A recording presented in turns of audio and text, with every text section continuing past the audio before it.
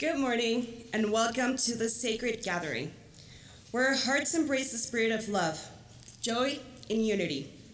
As we come together in celebration, let us honor the diversity of beliefs, the beauty of different traditions, and the warmth of community that unites us all. In this season of reflection and renewal, may our time together inspire compassion, kindness, and a deeper connection with the essence of this festive season. Let us open our hearts to the wonders of the holiday season, embracing the universal values of peace, hope, and goodwill. May this time be filled with joy, meaning, and the embrace of shared humanity.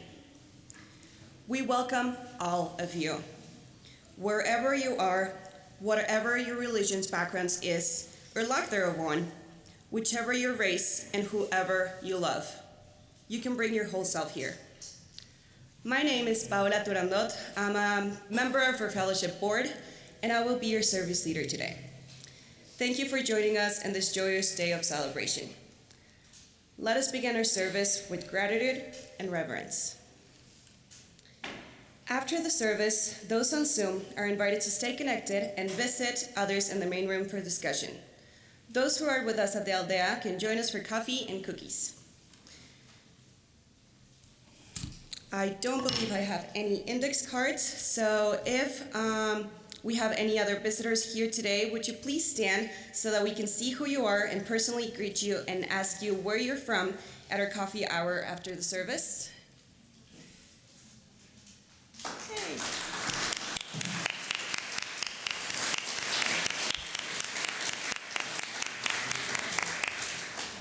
And if we have any visitors on Zoom, please type in your name and where you are in the chat box so we can greet you later.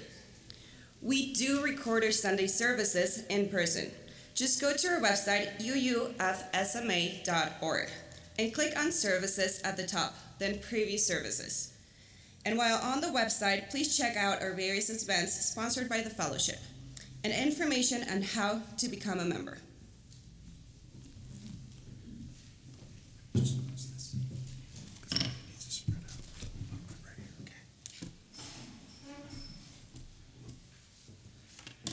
Good morning. I am Reverend Tom Rosiello, the minister of this fellowship, and it is a joy to be with you both here at the Aldea and on Zoom, especially at this festive time of year. Today, tomorrow, for the next 12 days, people all over the world will celebrate Christmas in their own way, with different emphasis on different parts of the story, and with their own stories and practices and music. Today we'll look at how two traditions which come together in this congregation, the Mexican Christmas tradition and the Unitarian Universalist Christmas tradition, celebrate this holiday, how those celebrations came to be, and what they say about their unique focus on the meaning of this holiday.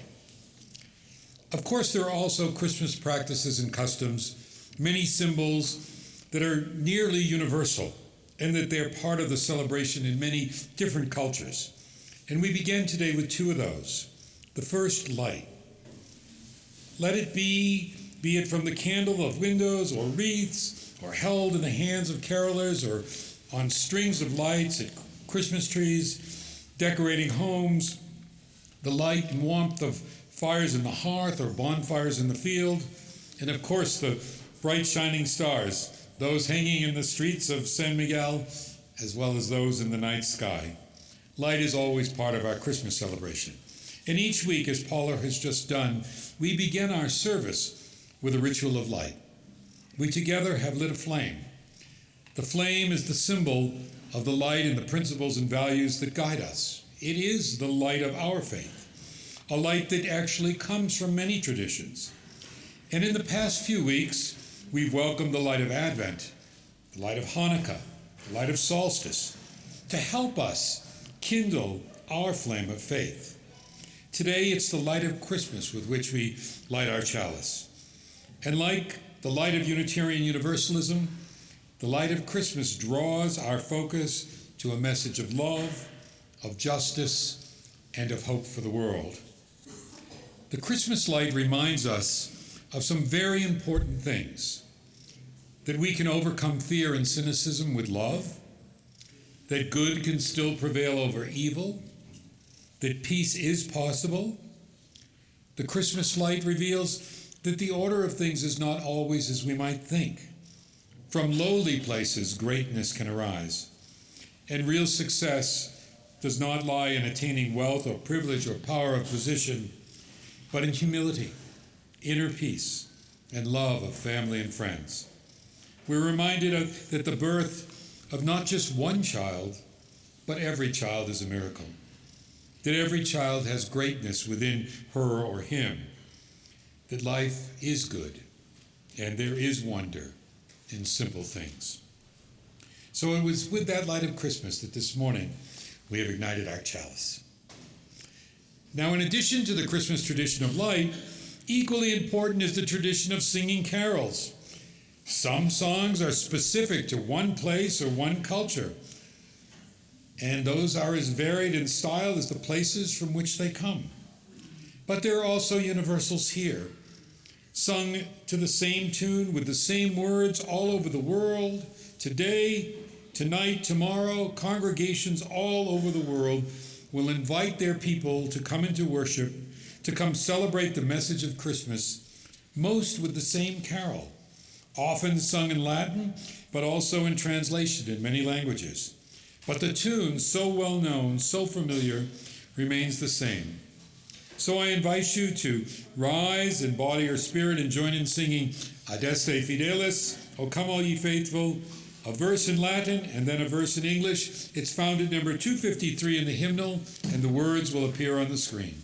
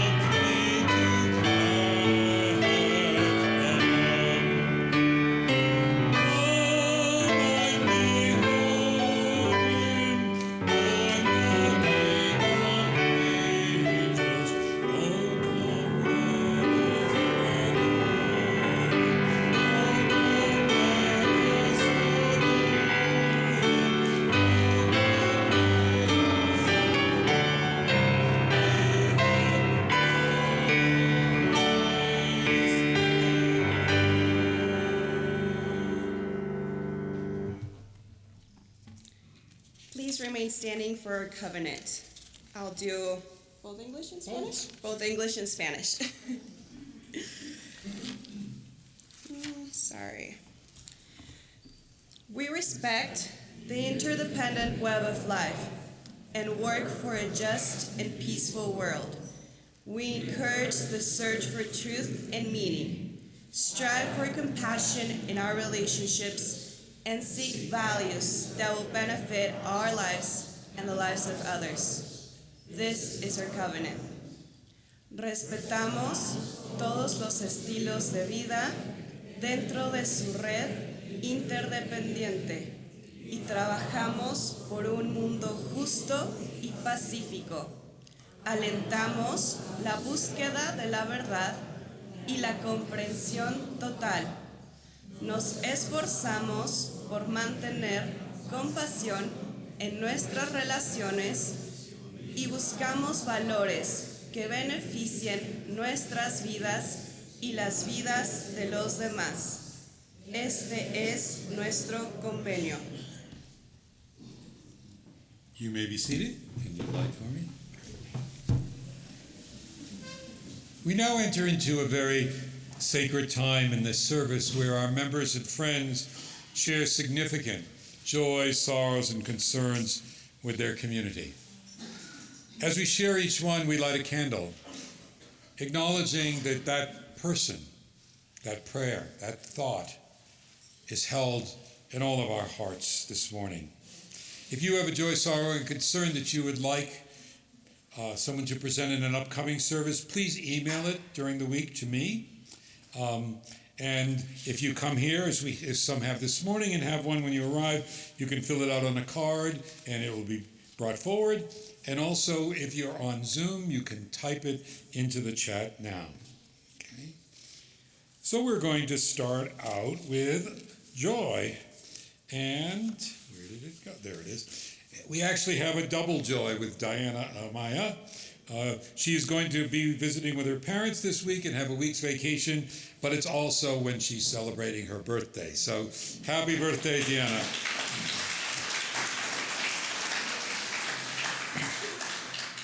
This one is from Mike Burnett. Happy that his knee surgery has been successful and his recovery will be complete.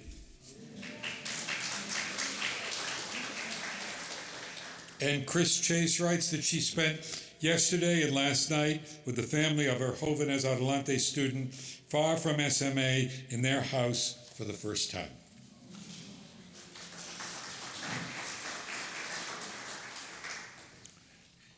We'd like to light a candle of concern for Linda Soren, who is back in the ER and overnight at MAC for some treatment relating to lung issues.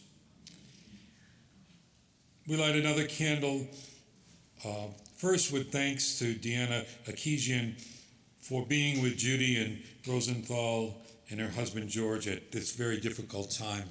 And of course, we hold both Judy and George in our hearts.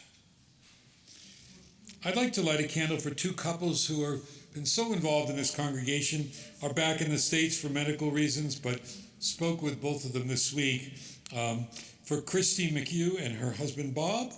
And Christy, you'll be glad to know, because I know some have been concerned, even though Bob continues in chemo, he is in, quote, whatever this means, complete molecular remission.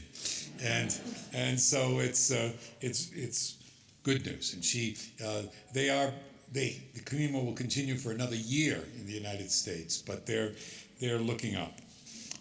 And for Phyllis and King Culp, also so important in this congregation. And Phyllis wrote that, although King is experiencing some challenges, at the same time, being in Northern California, they're enjoying the scenery and especially enjoying spending time with their families. We now light, as we have each week, a candle for all those who have suffered as a result of the war in Ukraine.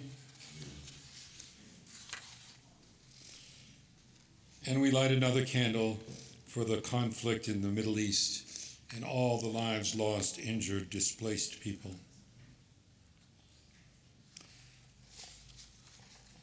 We light a final candle for all those joys, sorrows, and concerns held deep in our hearts, but which remain unspoken this morning. Once again, this morning, we give you an opportunity to come forward if you wish and silently light a candle, perhaps as a way to witness whatever thought, prayer, or hope or concern is held in your heart this morning. As the candle lighting concludes, Malcolm will just lead us into silent night and the words will appear on the screen and you can remain seated to do that. And perhaps what you might light is a Christmas candle And as you prepare to do so, I want you to hear these words from Howard Thurman, who wrote, "I will light candles this Christmas, candles of joy despite all the sadness, candles of hope where despair keeps watch, candles of courage for fear ever present, candles of peace for tempest-tossed days, candles of grace to ease heavy burdens, candles of love to inspire all my living, candles that will burn all year long."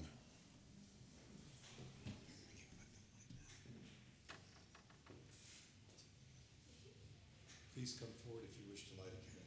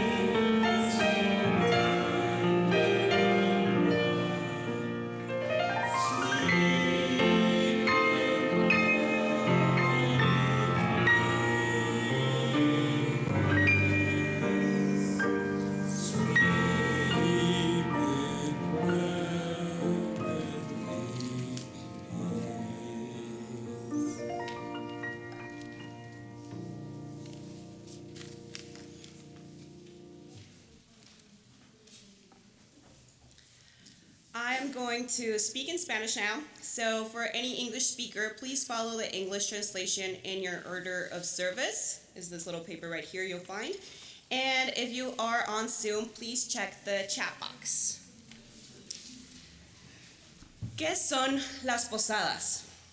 Antes que nada, quiero hablar un poco sobre lo que son las posadas. Las posadas son una tradición mexicana profundamente arraigada que celebra la época navideña. Originarias de la época colonial, estas festividades se llevan a cabo durante los 9 días previos a Navidad, del 16 al 24 de diciembre. Las posadas conmemoran el viaje de María y José en busca de un lugar donde hospedarse antes del nacimiento de Jesús. La palabra posada en español significa alojamiento u hospedaje. Y durante estas celebraciones, la gente recrea el peregrinaje de la pareja buscando refugio. Cada noche, una procesión recorre las calles de la comunidad, generalmente encabezada por figuras representando a María y José, acompañadas por amigos, familiares y vecinos. Los participantes llevan velas y entonan cánticos tradicionales pidiendo posada en diferentes casas. En un diálogo cantado se simula la petición de refugio, mientras que aquellos dentro de la casa representan a los dueños del hospedaje, negando la entrada al principio y luego, al final, abriendo las puertas, para celebrar la bienvenida con comida, bebidas calientes como ponche y piñatas para los niños. Recuerdo ser una niña pequeña e ir de la mano de mi abuela a las posadas de nuestra colonia. Ella me explicaba cómo teníamos que llegar a buena hora para tener un buen lugar en la posada. Me enseñó los cantos que debíamos hacer y toda la dinámica que conllevaba ir a una posada. Recuerdo que en diversas ocasiones nos tocó ser la parte de afuera y en otras la parte de adentro. Ambas partes eran igualmente emocionantes para mí. Y aunque con los años yo ya sabía qué iba a pasar, me seguía pareciendo igual de emocionante. Sobre todo porque al terminar el ritual de pedir posada, se venía una ola de comida y muchos dulces. Amaba romper las piñatas con los vecinos, tomar ponche caliente y comer tamales y buñuelos repletos de piloncillo. Si cierro los ojos, puedo oler la posada. Desde el característico olor de las velas en esa temporada hasta la caña en el ponche. Estas festividades simbolizan la solidaridad, la generosidad y la importancia de la comunidad. Es un momento para unir a las personas, fortalecer lazos familiares y compartir con los demás. Además, las posadas también representan la fe y la esperanza, recordando la historia del nacimiento de Jesús y la importancia de la hospitalidad. La magia de las posadas radica en la unión de las personas, el calor humano y la tradición transmitida de generación a generación. Es un momento en el que se reafirman lazos comunitarios y se celebra la alegría de la temporada navideña.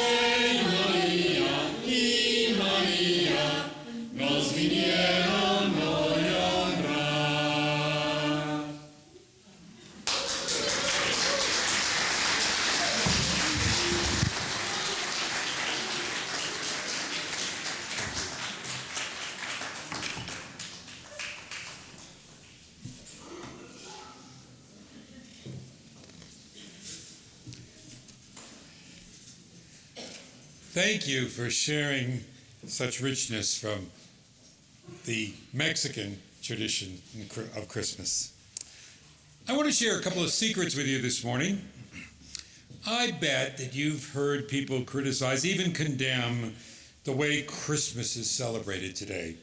For sure, some and more conservative religious traditions express their desire to return to the original celebration of Christmas, a religious observance of the birth of Jesus.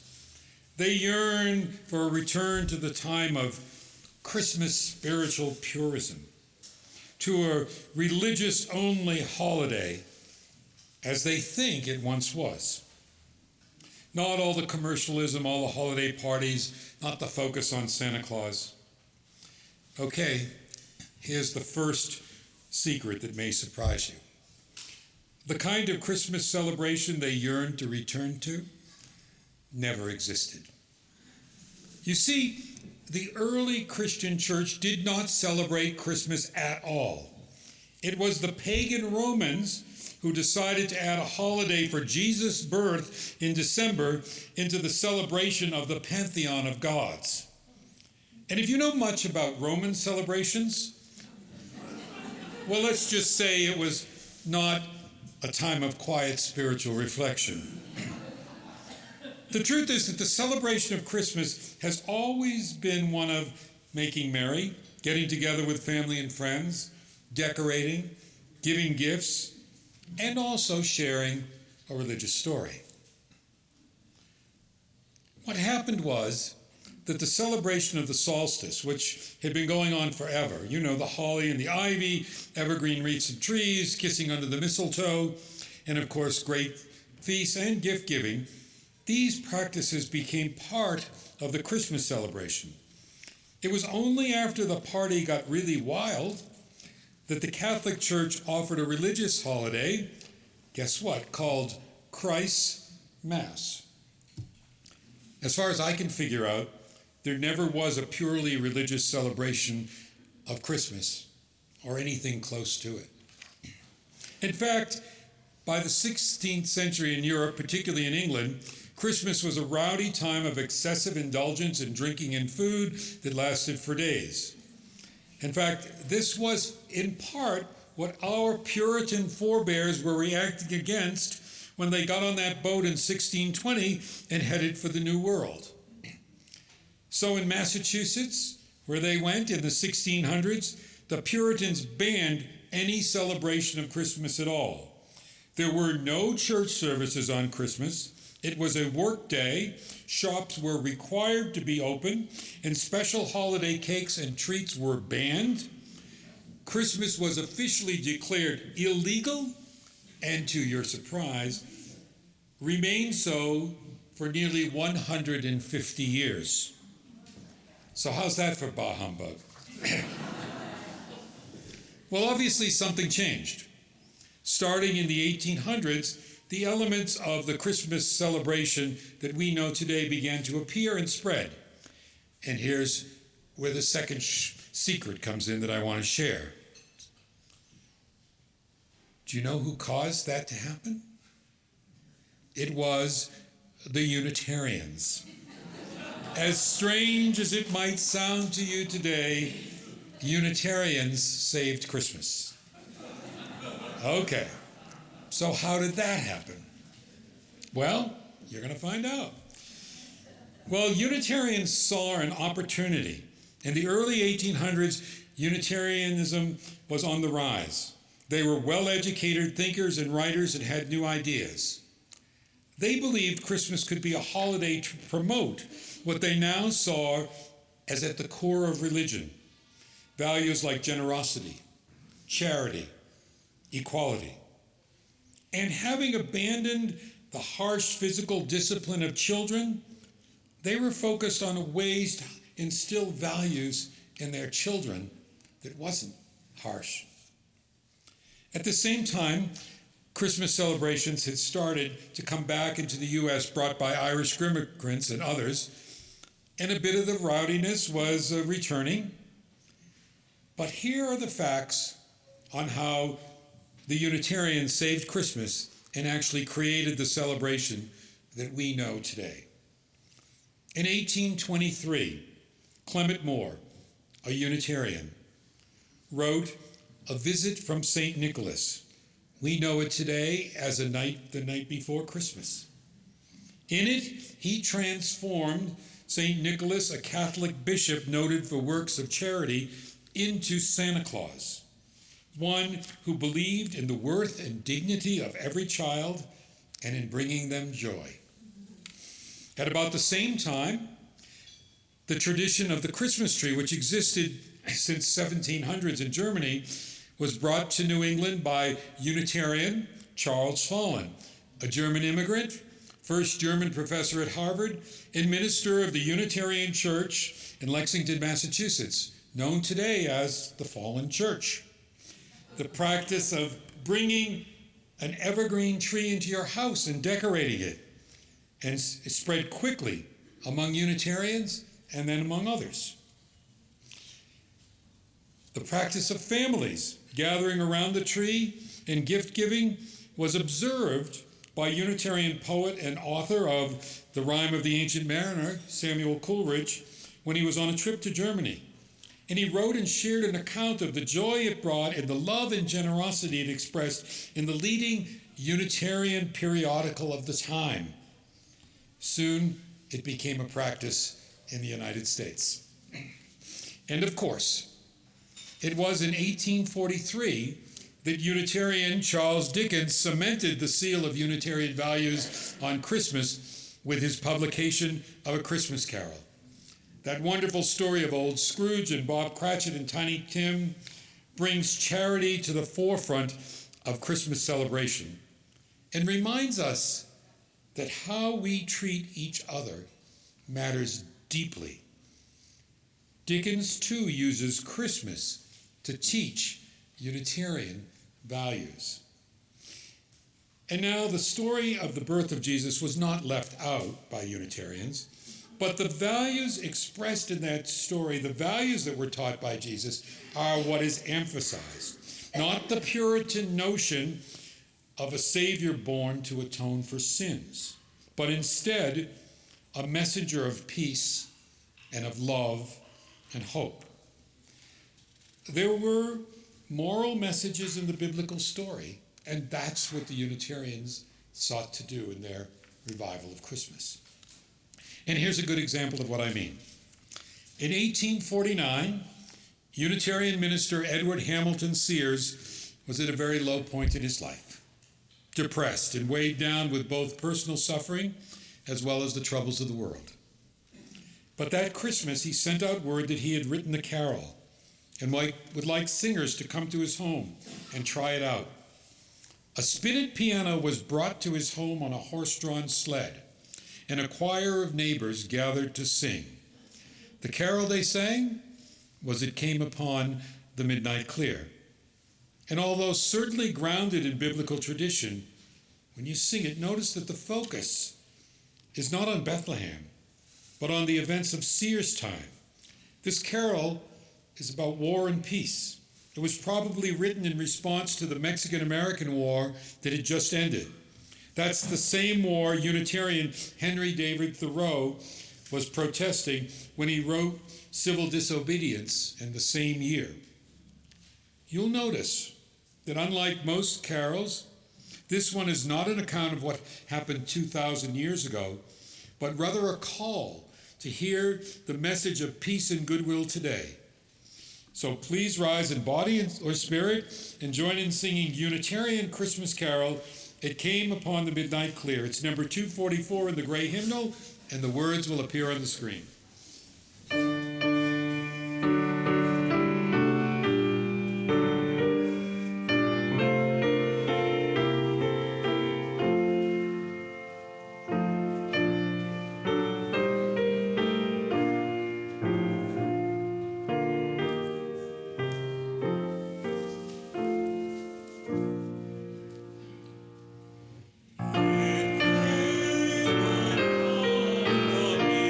midnight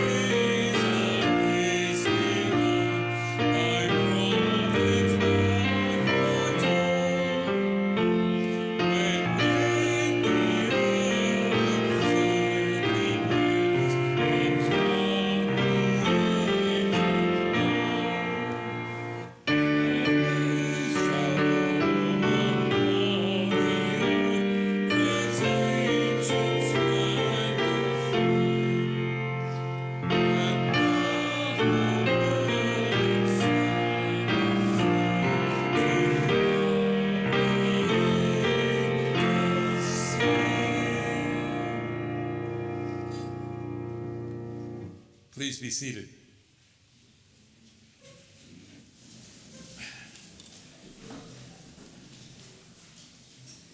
Well, the evolution of Unitarian Christmas continued. About 15 years later, on Christmas Day, 1863, one of the most famous Unitarians, Henry Wadsworth Longfellow, rose and went to his desk. The past couple of years had been terribly difficult for Henry and his family. 2 years earlier, a terrible fire took place in the Longfellow home, and Mrs. Longfellow, Fanny, Henry's beloved wife of 18 years, died in the fire, and Henry himself was badly burned. By the way, that beard we always see him with in pictures, he grew that to cover the scars. But Fanny's death was not the only sadness weighing on him this Christmas morning. The country was in the middle of a horrible civil war. Henry's son Charles, without his father's permission, joined the Union Army and was badly wounded in battle. When Henry received word of his son, he rushed to Washington, D.C. to find the wounded son. He found him barely alive. He returned with him to Cambridge only a few months earlier. He was still suffering from his injuries, and the country continued to suffer horrible losses of young men in battle. So there sat Henry in his study this Christmas morning, nearly overwhelmed with pain and grief and loneliness. But then something happened. It's said that he first heard the younger of his 5 children frolicking with Christmas joy outside in the snow. And as he listened, he heard something else. The bells, the steeple bells, the carillon bells of Cambridge, Massachusetts, playing familiar carols, the joyful sleigh bells of passers-by, the bells of Christmas, ringing, ringing. He picked up his pen, dipped it in the ink, and began to write. In good Unitarian fashion, he embraced the values of justice and peace, and so too he embraced the world and his country in civil war. That Christmas morning, he wrote of struggle, a back and forth between hope and despair, war and peace, good and evil, surely painful. But he continued to write on to resolution. It was indeed a struggle from the dark to the light. I invite you now to hear the verses of that poem, including the ones that you never hear, specific to the war and injustice of the time. They're the ones that don't usually get sung. And as I read, Malcolm will bring us in, reminding us of the tune, which these verses usually are sung to. Again, this carol is our carol, another testament of the values we seek for the world. It's a carol of incredible hope, of hope renewed in spite of horrible struggle. A carol, I think, most appropriate and most needed this Christmas.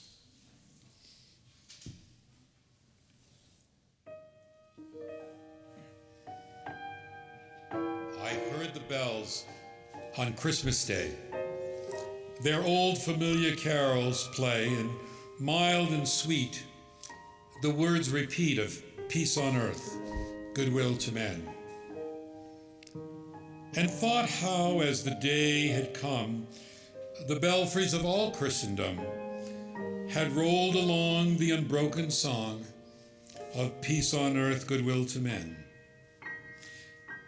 till ringing, singing on its way, the world revolved from night to day. A voice, a chime, a chant sublime of peace on earth, goodwill to men. Then from each black accursed mouth the cannons thundered in the south, and with the sound the carol drowned of peace on earth, goodwill to men. It was as if an earthquake rent the hearthstone of a continent and made forlorn the households born of peace on earth, goodwill to men. And in despair, I bowed my head. There is no peace on earth, I said, for hate is strong and mocks the song of peace on earth, goodwill to men. Then peal the bells more loud and deep. God is not dead, nor doth he sleep. The wrong shall fail, the right prevail, with peace on earth, goodwill to men.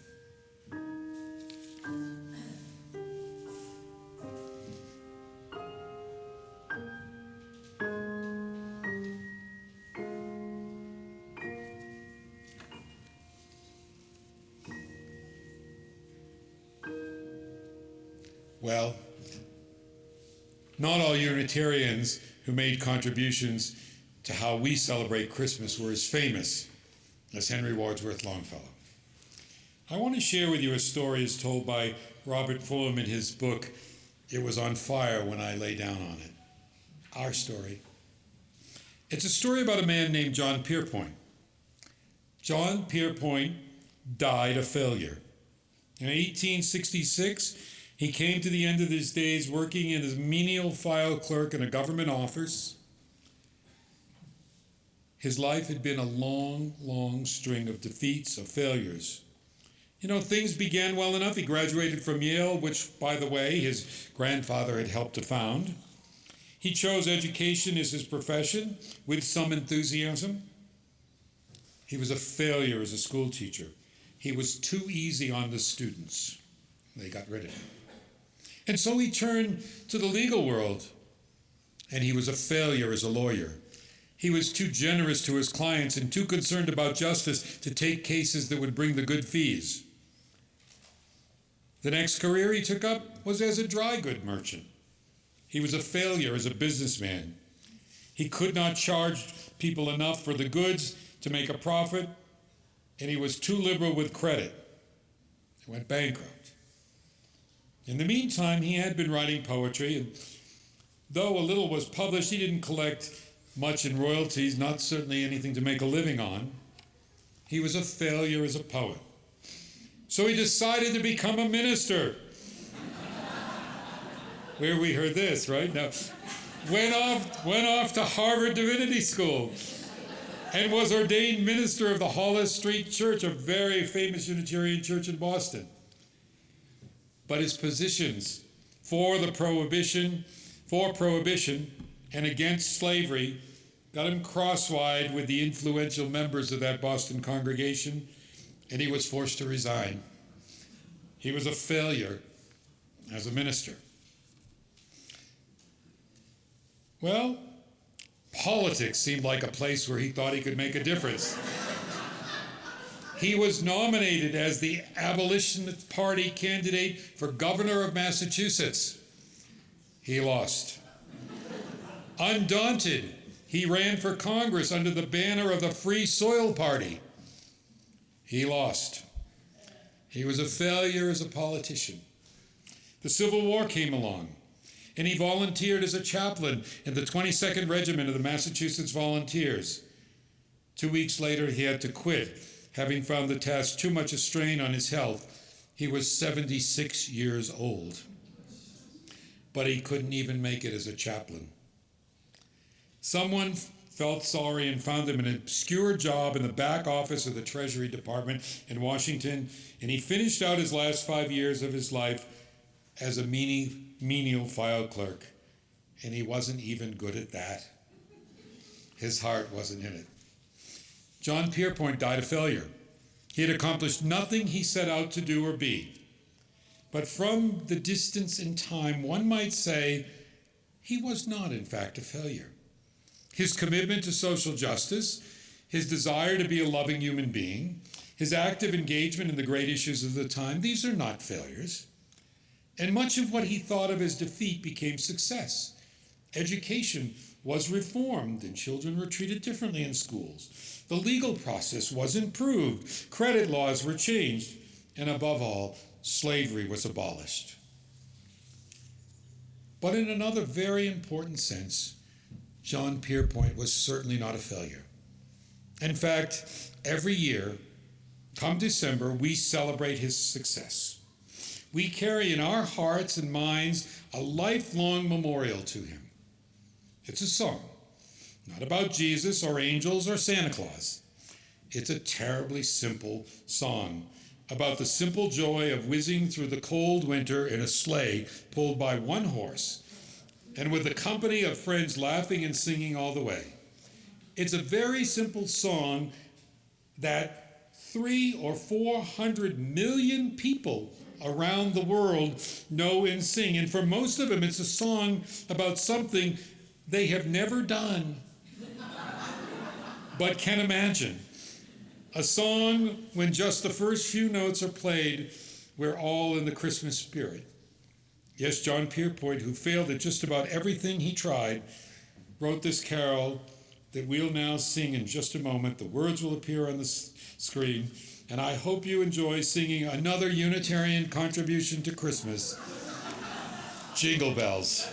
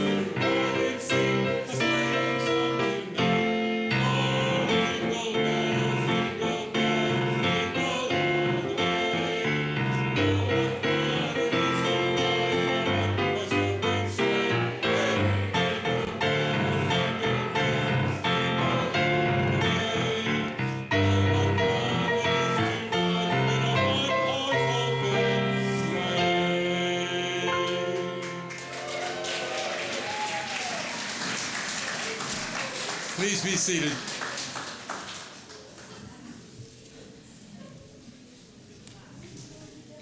In the season of abundance, hope, and generosity, our commitment to the UUFSMA Stewardship Pledge campaign plays a pivotal role. Your generous pledges directly fuel the programs we cherish and enable the essential support systems for vital growth in our community. By pledging and/or increasing your pledge, you're contributing to the professionalization of our system, allowing us to accommodate our growing community and maintain the programs we want and the staffing necessary to support them. Remember, our interconnectedness is key. The fellowship, minister, and foundation are intertwined pillars. Without one, the others falter. Your pledge sustains the fellowship, enables ministerial guidance, and empowers impactful social justice initiatives. Our pledge isn't just a donation. It's a catalyst for a thriving, inclusive community. Together, let us ensure our programs flourish and our fellowship continues to be a beacon of hope and support for all. And now, I invite you to give what you can in our weekly offering collection for the work of the fellowship. Thank you.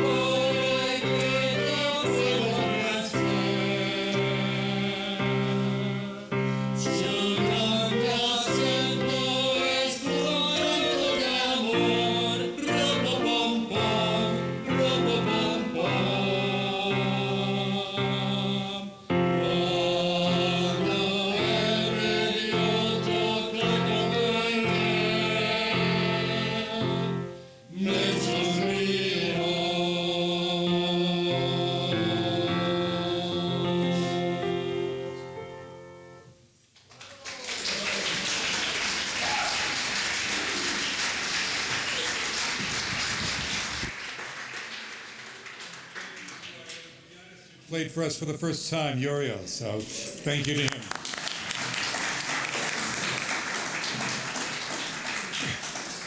And thank you for being with us, and we hope you will all join us again next week. A special thank you to those of you who have made your pledge to the fellowship for next year, too. And a very special thank you to those who have substantially increased their pledges. We appreciate your generosity. We know that there are many who cannot give a great deal, and those who can give more make it possible for the benefits of this beloved community to flow to everyone. And this community is so very important. It is very important then that we all do our part. So please, if you've not pledged, please do so. And whatever is generous for you in your circumstances would be greatly appreciated. Because when we all do our part, there is more than enough. Robin Loving has been chairing our pledge team and doing incredible work. And she will be available after the service to help with your pledging. It will be extremely helpful to receive as many of the outstanding pledges today as possible, so that the number of calls the volunteers need to make will be as few as possible. I just saw the figure. I think we're around $66,000 so far in, so congratulations on that. But we still have a little bit of a ways to go, so I hope you'll help us. This is the time of year for generous giving, and we hope that the fellowship will be a beneficiary of your generous pledge this season. Our words of benediction come from the last line of Unitarian Charles Dickens' A Christmas Carol. It was always said of old Scrooge that he knew how to keep Christmas well if any man alive possessed the knowledge. May that be truly said of us and all of us. And so, as Tiny Tim observed, God bless us all, everyone.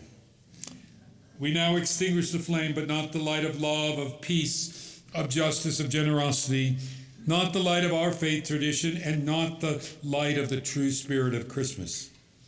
That light we carry with us and bring to a world so often in darkness. May peace be with you till we meet again. Feliz Navidad. Merry Christmas.